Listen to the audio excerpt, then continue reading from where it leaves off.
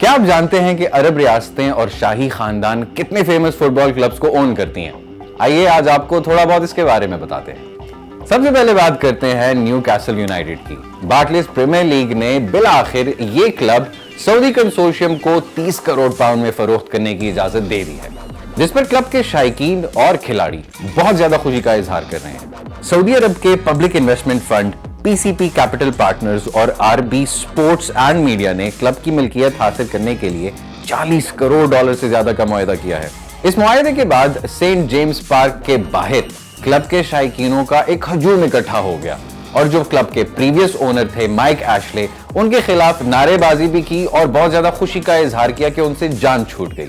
New castle United England کے بہترین fit بال clubs میں شمار ہوتا ہے، لیکن 1955 میں ایف اے کپ کے بعد انہوں نے کوئی بڑی ٹرافی آج تک نہیں جیتی۔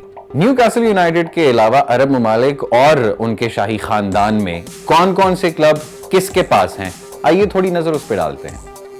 متحدہ عرب امارات کے وزیر اعظم ابو ظہبی کے شاہی خاندان کے رکن شیخ منصور بن زید ال نہیان نے مانچسٹر سٹی کلب کو 2008 میں خریدا تھا۔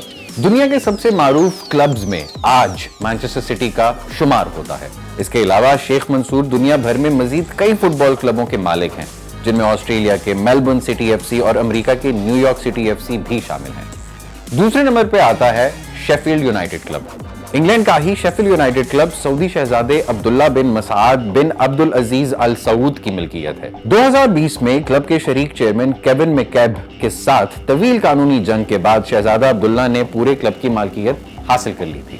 حالانکہ شہزادہ عبداللہ سعودی شاہی خاندان کے رکن ہیں، لیکن انہوں نے کلب کو اپنی ذاتی دولت سے خریدا تھا، جس کا سعودی عرب کے ریاستی فنڈ سے کوئی تعلق نہیں تھا۔ شہزادہ عبداللہ دبئی کے الحال ایف سی کے بھی مالک ہیں، جو الحال سعودی فٹ بال کلب کی فرینچائز ہے۔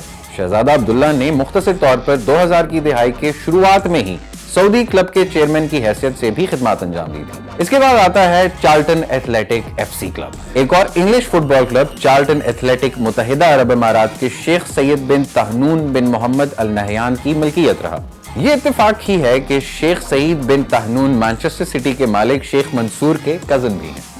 شیخ طہنون نے اپنی ذاتی ملکیت سے ہی چارلٹن فٹ بال کلب کو خریدا، لیکن یہ ملکیت ختم ہو رہی ہے کیونکہ اس ماہ کے شروع میں ان کی کمپنی ایسٹ اسٹریٹ انویسٹمنٹ نے کلب کو معروف بزنس مین پال ایلیٹ کو فروخت کرنے پر اتفاق کیا ہے۔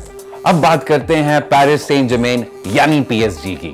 فرانسیسی فٹ بال کلب پیرس سین جرمین کے 70% شیئر قطر کے امیر تمیم بن حماد الثانی نے سرکاری شیئر ہولڈنگ آرگنائزیشن قطر سپورٹس انویسٹمنٹ QSI کے ذریعے جون 2011 میں خریدے۔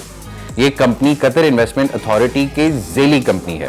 الثانی نے فوری طور پر QSI کے چیئرمین ناصر الخیلفی کو کلب کے ٹیک اوور کے بعد پیرس سین جرمین کا صدر نامزد کیا۔ مارچ 2012 میں QSI نے پیرس سین جرمین کو مکمل طور پر خریدنے کے بقیہ 30% حصص 10 کروڑ یورو میں خرید لیے تھے۔ نیو کیسل یونائیٹڈ فٹ بال کلب کے لیے ایک بہت بڑی نیوز ہے، کیونکہ فائنلی وہ کمپیٹ کر پائیں گے چیمپئنز لیگ، یوروپا لیگ اور پریمیئر لیگ میں بھی باقی کلبز کو ایک ٹف ٹائم دیں گے۔